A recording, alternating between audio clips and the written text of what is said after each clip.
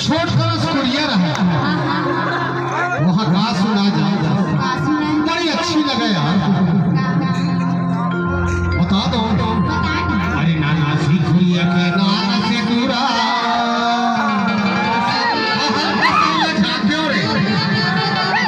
बहुत देखो और कान में बड़ी सुंदर सुनाया अरे नाना सी कुड़िया के नाना से दूरा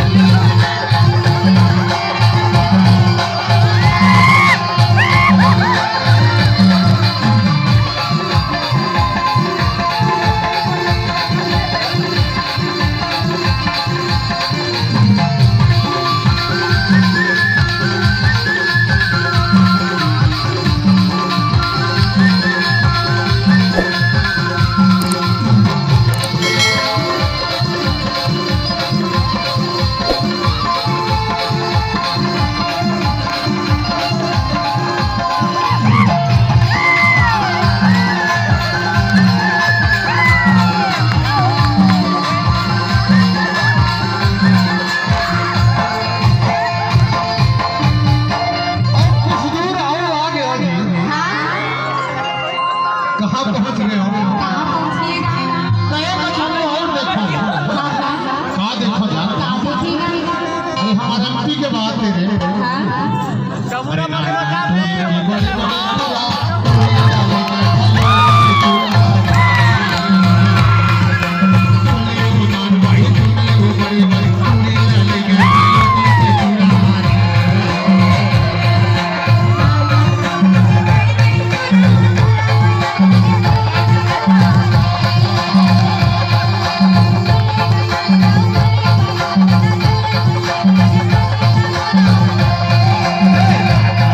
अरे बड़े बड़े